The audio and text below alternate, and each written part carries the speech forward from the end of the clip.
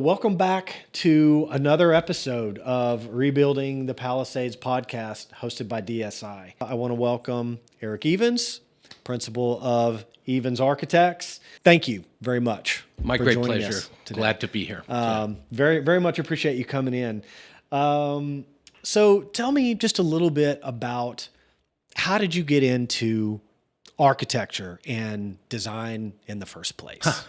Well, that's a big question. My journey has been a bit of a meander over the years. I started off in art school, actually. I was in the UCLA School of Art in my freshman year in college, and I was absolutely convinced I was going to be a fine artist. I was going to be a painter, much to the horror of my parents, by the way. And at any rate, I took a class in my undergrad year there in architecture. It was taught by the great Thomas Hines, who's a wonderful scholar. He was the great Neutra scholar. He wrote the great book on Neutra. And I took this class on California modernism in the 20th century, and it kind of blew my mind. I was so impressed and so kind of enthralled by the architecture that I knew what I wanted to do at that point. It really caused me to take a right turn.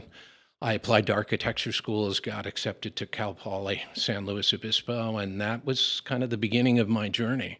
Since then, it's been a kind of a winding road through working with lots of really good architects with eclectic points of view. And, eventually I landed, 27 years ago, I think now, with KA Design, and became a partner shortly thereafter, and that's the story. Very cool. Very cool.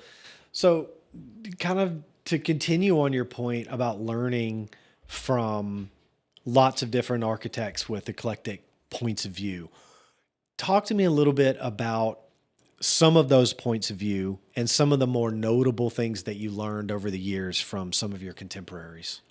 I coming out of architecture school, I would definitely have considered myself a modernist, a committed modernist, true believer, coming as most students are, I think, that come out of, contemporary American architecture schools. And so I was on the road to become a modernist architect. But through the years, I worked for various architects that did different kinds of things and had varying points of view about their work, and traveled quite a bit, went to Europe and experienced great cities there. And, those are life-changing experiences. And They are. Eventually my point of view on architecture became more inclusive, and I think kind of drew me to the classical over the years. I think walking the streets of Paris, for example, can change your life. And It changed my life as well. I don't have any formal training in architecture, but I have always appreciated classical architecture. And I found the same thing.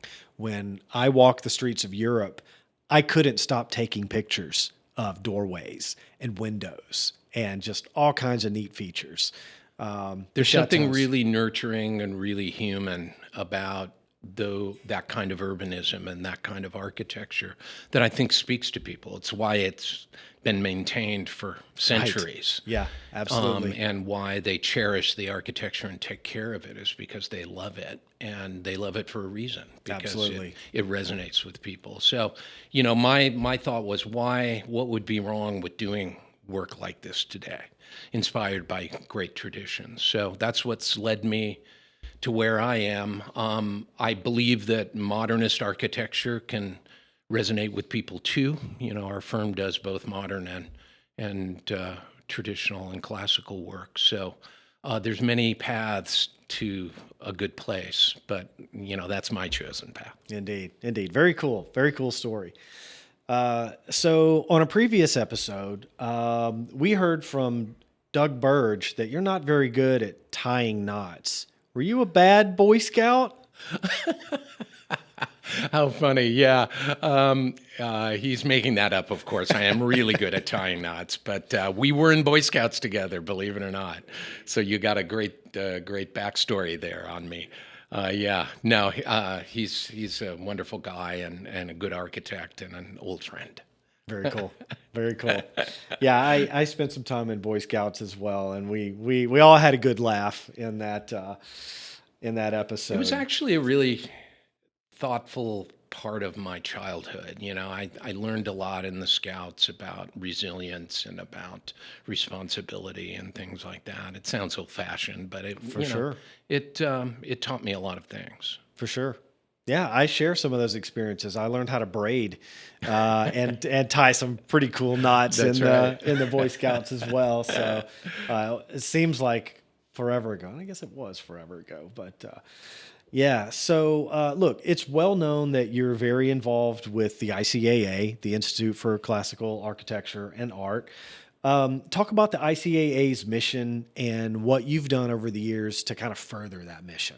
Well, the ICAA is primarily an educational enterprise. It was founded, in a sense, to restore access to a body of knowledge that had kind of been severed when the modern movement kind of took over the arts and architecture academies in the United States and Europe. And there was a kind of an unbroken chain of thought and of material that had been taught to architects for centuries, and it kind of ended in the 1920s and 30s as the modern movement kind of took over the schools. And modern architects, or I should say contemporary architects today, don't really have access to that kind of education except in only a few places. University of Notre Dame, for example.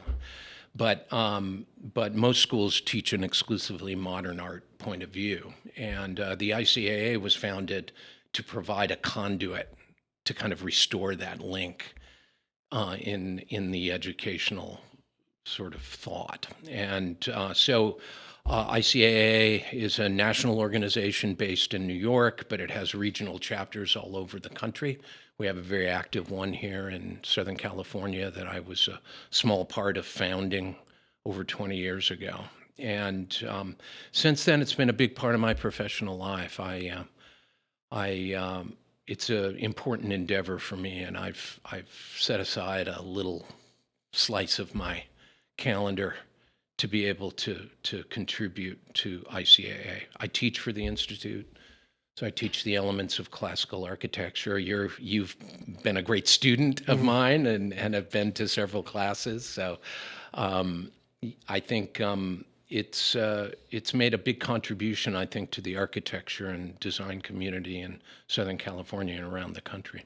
Indeed. Yeah, it is a fantastic group. At every event, I meet new and interesting folks that have ever more eclectic thoughts and experiences. It's a wonderful community, too.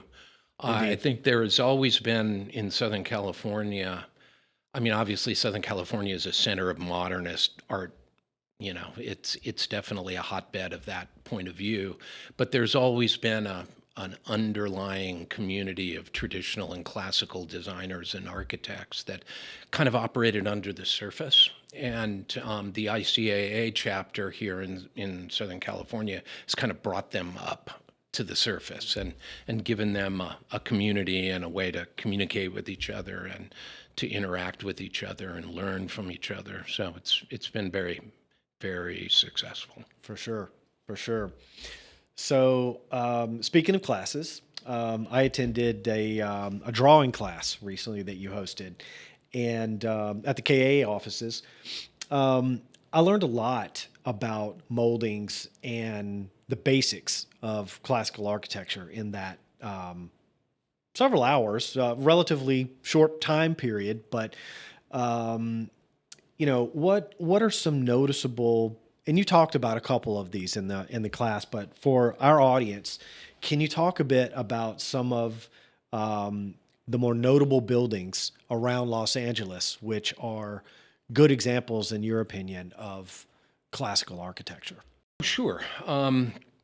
There's so many, frankly, although, they're interspersed around the city. I mean, Los Angeles is interesting because it's kind of a city that is, the ethos of it is that it's constantly being reimagined in one way or another. And so for better or worse, that means that often architecture gets torn down and rebuilt, and so the pieces of our heritage that go back to a previous time are here and there, kind of interspersed among all the new work. But a place like Pasadena, for example, is a perfect example of where you can get a real concentration of wonderful architecture that exemplifies, I think, the language of classical architecture. The City Hall there, a very famous building by Arthur Brown, wonderful architect who went to the École des Beaux-Arts and came back to Southern California to practice architecture. And it's a full-blown classical building, almost like a church in a sense, but it's a city hall influenced by the Mediterranean, but decidedly classical. And it's one that you can walk right up and see. You can walk inside and enjoy its courtyards and pull It's out a accessible. sketchbook. Yeah, it is absolutely Yeah. accessible. Yeah, another building that is one of my personal favorite buildings is the Griffith Observatory. Yeah, wonderful. I mean, besides being one of the more visible buildings in Los Angeles, it's visible from almost anywhere. You can see it from miles away. It has a special place in my heart because it's an observatory. And I love observatories and, studying I'm a the bit of stars an and whatnot. amateur astronomer, so Me too. I totally get that. Yeah. But it's just such an amazing place, and there's so many. You could lead a tour of that building that would last all day, and probably not see and be able to point out all the little individual. You don't even have to aspects. go in and That's enjoy right. the museum or anything in there. You could just walk around the outside. I mean, it's a wonderful piece of architecture, and not what most people would call doctrinaire classical by any means. It's inspired by the Art Deco, but its bones are classical. Indeed. Yeah. Yeah. Yeah. Wonderful building. It is a wonderful building, and it looks amazing at night. As cool as it looks during the day, when the sun goes down and it's lit up, it takes on, a bit of another personality. In Well, my I think opinion. that's one of the virtues of classical architecture is that it works as both object and place. So we can look at that building on the hillside, and it's such a beautiful form sitting up there. It's so picturesque. But then we can visit the place and get up close to it and see all of the marvelous details and all of the special places around its perimeter and the entry court and all of that, and appreciate it on another level. Yeah, yeah, and what an amazing revamp they did of that whole site. Yep. 90 or $100 million investment, I think, that they put in, but they were able to add, and most of it you can't even see from. I don't know that you can see any of the upgrades from the outside. I think it was all done underground. The expansion was all done underground. But yeah, wonderful site. One of my favorite, without It doubt. shows what you can do when you have a building that people love, Right. and they're willing to spend the money to let it continue on into an uncertain future. Yeah, for sure, for sure. So switching gears a little bit, looking back, is there any specific client interaction or project that taught you something really important about your work or your process? Wow, that's a good question. I think they all teach me something in some way. Oftentimes, the difficult clients teach you a lot, and we're always being challenged. Our clientele are people with very high expectations, and they're looking for something extraordinary when they come to us. And they're also looking for extraordinary service and professionalism when they come to us. And so you always, I think, with every client, learn some secret about how to do better at all of those things. Indeed. Yeah. That's a great answer. I feel a very similar feeling about the interactions that I've had. We typically get a very similar type of clientele, and it's it's interesting thinking back on the past projects and which ones were taught us more than others. I mean, we're working on one right now, an enormous estate up on the Ridgeline in Beverly Hills, and multiple acres, multiple buildings, main house and accessory structures, and extensive basements. And it's a client who wants an extraordinary estate, and it's a huge endeavor to be able to pull a project like that together and make sure that all the pieces dovetail together in the right way. And he's a client who's expecting an incredible service from us. So I don't think a day goes by that we don't learn something from him about how to do that a bit better. Yeah, indeed.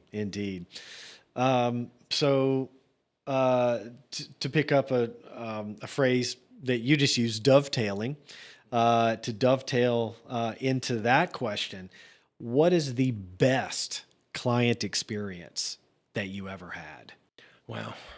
Again, that's a hard one because we've been blessed with extraordinary clients over the years, and I'm grateful to every one of them. I think, one that certainly stands out for me, and it's one of the houses in my book, the Para Grande house that we did up in Montecito on a roughly 3-acre parcel in the heart of Montecito, there on the coastal slope, an extraordinary property with multiple existing oak trees and extraordinary topography that we were blessed to be able to kind of reinvent in a lot of ways and create a family compound for our client there. It's a project that we worked on for multiple years, and a return client. We had actually done a previous project for them down in Los Angeles, and then they brought us up to Montecito. But the project took on a special poignancy because we found out partway through the project that the wife of the couple that hired us came down with cancer. And so it was a mission to try to get the project done for her so she could enjoy it for some time. And we managed to do that. That's awesome. Which feels really great. And she was an extraordinary woman. That project remains to this day very much hers in a lot of ways. And every time I go there, I certainly think of her. And, so that project took on special meaning, certainly for us because of that. Yeah. That's a very touching story. It's nice to be able to, to have a personal attachment. There isn't always a personal connection, to the projects that we work on. And I think similarly, the ones that I have that connection on definitely are more meaningful in the long term. I think so. I think, we do custom residential work, and every client is different, and every project is different. And I think that it's one of the reasons why I love doing the kind of work I do, is that personal connection and being able to get a special bond with a person or a couple and a family, and be able to understand their story and then kind of reflect it back to them in architecture and in landscape. That's what we do. But it's really why I love what I do, and why I get up every morning, because every project's interesting and intriguing in some way because of that. Yeah, very, very cool. Discover why we're the most awarded home technology firm in the U.S. Our design-centric approach transforms your space with effortless control of lighting, motorized shades, audio-video, and more. Our friendly experts guide you every step of the way, no tech speak, just smart, stunning simplicity. We provide years of care from our award-winning service and support team. Experience technology that feels as good as it looks. So, kind of shifting to the Palisades. I know that at least one home that you designed burned in the fire. Actually, a lot more than that. Yeah, I Yeah, don't want to yeah. focus on how many, but yeah. Is there anything? I mean, pick one of those homes. Any one of the homes that were lost in the fire that you designed. Is there anything that you could have done differently that would have made a difference in whether or not they were still standing today? You know, we know that the Palisades Fire was like a hurricane. The winds were 80, 90 miles an hour. The fire was, 100 feet tall. Most of the structures didn't have a chance. We know this. But is there anything that you would do different? Well, obviously, that you would do differently today. And looking at those projects, anything that that you can think of that you would do different given the most recent fire. Yeah, that's a good question. I think that, for most of the Palisades, I mean, it's a great tragedy what happened. Terrible, terrible tragedy. And as you mentioned, that firestorm was extraordinary and vicious. And, at a certain level, it's hard to say what could have prevented the houses that we lost. We lost 12 houses, believe it or not, in Palisades and Malibu and Eastern Brentwood and all those neighborhoods. But I think it's hard to put your finger on what I might have done differently. What I can say is since the fire, our radar has been up even higher about fire resistance and about strategies for helping structures be able to sustain in those conditions. Would any of those things that we've are thinking about now have changed things? Maybe. It's possible. I think one of the biggest lessons we've learned is that openings into the structure are crucial, and things like vents and eave penetrations and these kind of things, wooden or combustible eaves, for example, where fire can get up under and spread, are that's the way it spreads in those conditions. And so whatever we can do to kind of close those openings and provide a barrier there, and everybody knew that. But there's kind of a, building codes are a double-edged sword because they provide a certain level of protection and insurance that buildings are built to a certain standard, but they also encourage people to build to that standard and no further. Right. And so in that sense, building codes don't necessarily encourage you to go the extra mile to provide protection. We have a project, same project I told you about, the house up in Beverly Hills. It's in a very fire-prone area, and our owner there is absolutely intent on taking the strongest precautions possible to protect his property in the case of a fire. So we've learned a lot on that project. And, had we incorporated some of that stuff in some of the houses we've lost, yeah, it might have made a difference. It's possible. Yeah, I know it's impossible to, hindsight is always 20/20, of course, but, in the context of the fire, in the aftermath of it, there are conversations about, well, what are we going to do differently? Which brings me to my next question. How do you continue, you specifically, how do you continue to practice classical architecture and implement fire resilient materials? How do you stay true to those, classical roots and the basis, that bedrock foundation of classical architecture, while implementing a completely different type of materials? Well, I think there's a few ways to kind of go about answering that. One is just in general, I think the classical ideal in architecture values sustainable, durable materials that last a long time. And so, to the extent you're pursuing that ideal, you're looking at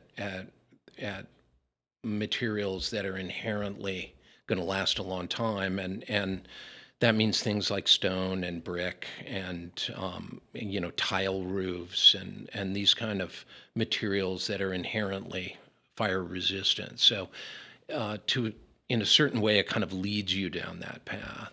But the truth is that the language of classical architecture is just that. It's a language of architecture, and you can use lots of different words to flesh out that language, and a lot of different materials. And so in fire-prone areas, I think it's really important for us to select materials that are fire-resistant, that are going to put the owner in the best position possible when that firestorm comes, and be able to detail those materials in such a way that they're consistent with the language of the architecture. There's nothing that stands in our way to do that. Right. So, in a fire-prone area, it might mean instead of selecting wood siding, we select plaster.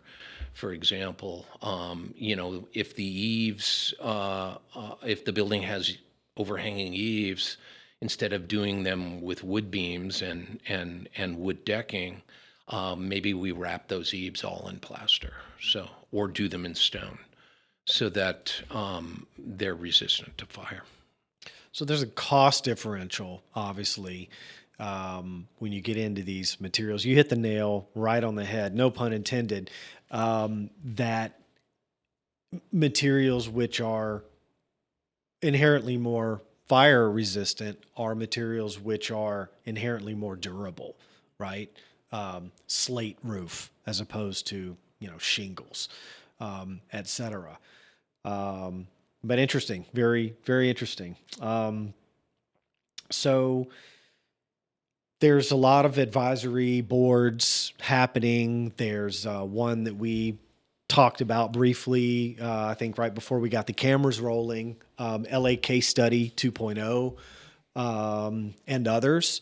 Are you on any of these advisory boards, or any of these working groups that are kind of having these conversations about what we do differently moving forward? If so, which ones, and what are some of the conversations that you can share with us? Sure. that may be Yeah, we've been happening? deeply involved in a couple of endeavors. A wonderful thing happened right after the fire, was that I think our whole design and construction and community we're looking around going, what can we do?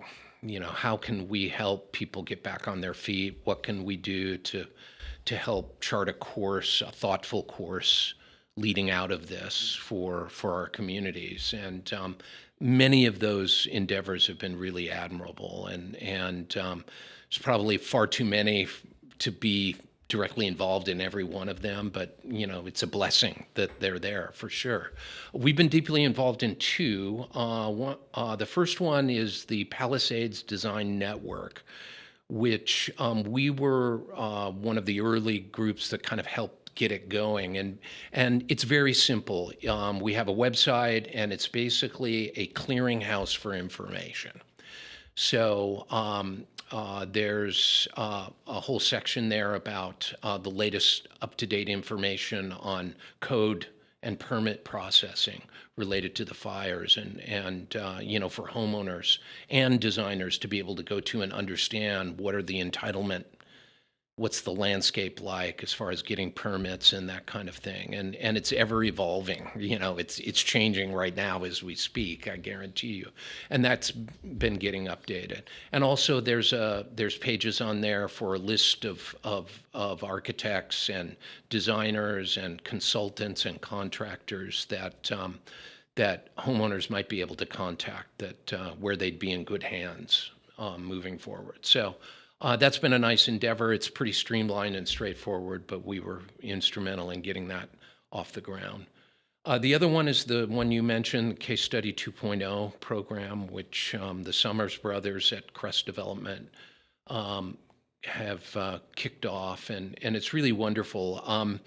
Basically, they put together a group of good top-flight architects to design prototype houses for the Pacific Palisades and for Altadena on specific lots there. Smaller lots in the Alphabet Streets, for example, in the Palisades, and larger lots elsewhere in the Palisades, as hypothetical homes, designs that are cost-effective, sustainable, fire-resistant, that homeowners who have lost their house can go there and see examples of how they might move forward should they choose to rebuild. And if they choose one of the designs in there, then they're put in touch with the architect that designed it, and there's a discounted fee arrangement that we've all agreed to that'll help people kind of get design services on a cost-effective basis. So it's wonderful. I believe in it wholeheartedly, and we just finished 2 designs at KA Design and EVENS Architects, my studio, a modernist version and a traditional version that are going to be part of the catalog. So we just finished that on Friday and shipped it off, and they both look great, and I'm very proud of them. And but it's nice to be able to do something practical that hopefully will help people move forward. Indeed. Yeah, this has been a traumatic time for Angelenos, and obviously Terrible. Yeah. super traumatic time for everyone that grew up and lived in the Palisades. I'm right there with you. Anything that we can do to help support the community, we're there for it. So there's, we've talked about, kind of how you got started, a lot of what you've done during your career, leading up to, where we are now. Is there anything specific that you'd like to talk about, with regard to, moving forward post-fire, how building codes may change, or any other topic that you think is kind of pertinent to the conversation that we're having and that you may want to tell our audience? Sure. Well, it has been a difficult time. I grew up in Southern California. I never found a reason to leave, and the Pacific Palisades, although I never lived there, it was in a lot of ways like a second hometown for me. My first architecture job when I got out of school and in the early 80s was in the Palisades. And so I spent a lot of time there. I know it like the back of my hand. And, I had a prospective client whose house was burned down and up in there. And I finally got a chance to drive with him through the neighborhood. First time I had visited the area after the fire, and it was so moving and so horrible. Driving through that town and just realizing that it was all gone. I knew intellectually it was, but seeing it was a completely different thing. So, as I said, we lost many, many houses that we designed in the area. So it's personal in a lot of ways. Yeah. We've been fielding a lot of calls from people. The phone's been ringing and ringing since then, and a lot of people are calling and they're not quite sure what to do now. They're calling an architect, but they're calling because they're lost a little bit and they need direction on multiple fronts. So our attitude has really been to do whatever we can to help them move forward and get to a good place. And maybe that involves us. Maybe we're an entity that can help them do that professionally. But maybe we're not, and maybe they're better off in someone else's hands, or maybe they don't need an architect. Maybe there's another entity that could better help them. So we've been dedicated. We have several people that are sort of fielding those incoming calls and helping to vet which direction to kind of head people off into, and giving them good resources for contacts that may be of help to get them to take the next step. I mean, every person that calls has a different insurance situation, for example. I mean, it's really crazy. Some people are extremely well insured and they have 100% replacement insurance. That's a blessing. But a lot of people don't. A lot of people are underinsured and they didn't even realize it, especially with current construction costs the way they are, which at the time they bought their house and instituted their policy, costs were one thing and they're very, very different now. Since the pandemic, construction costs have gone through the roof, and it was a difficult thing for our industry before the fire, but after the fire, it's devastating for a lot of people. So people are wading through that maze of insurance and getting in settlements and adjusters, and oh boy, it's tough. I know. We've just barely dipped our toes in, to the extent that I've visited a few sites that didn't burn during the fire, but of course, because the client had to, the homeowner had to rush away so fast, they left doors and windows open and the interior's completely contaminated. Yeah. So what can they do? The fire department threw stuff in the pool where they had, embers or, material that was still on fire. They just threw it in the pool because it's a big, body of water, Right. and they were trying to put out a fire. So a lot of, damage that, it's got to be repaired in, one way or the other. But,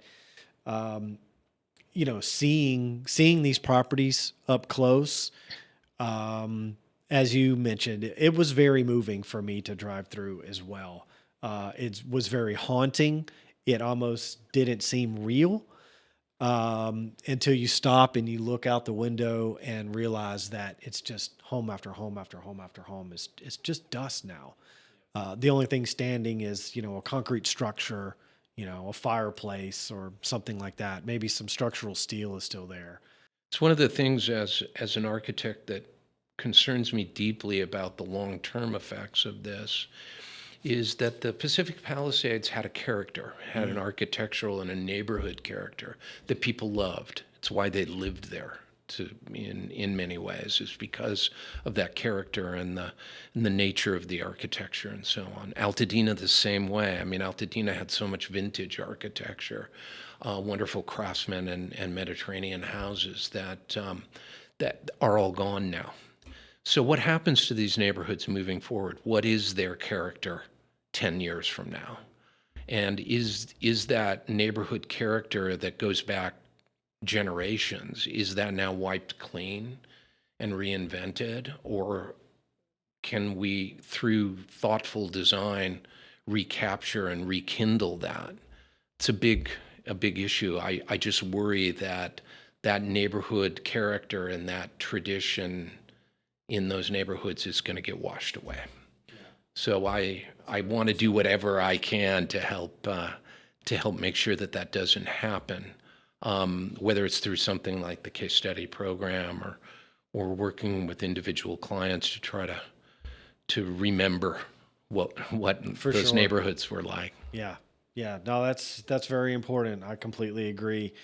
Well, I really appreciate you coming in today. Thank was you great again fun. for Yeah. the fantastic conversation and the resources. And yeah, we'll look forward to the next, several years, and hopefully we are able to recapture some of the the feel and the look of these neighborhoods. I hope so. So thank you again for all that you do. My great pleasure. Glad to be here. Thank you. All right.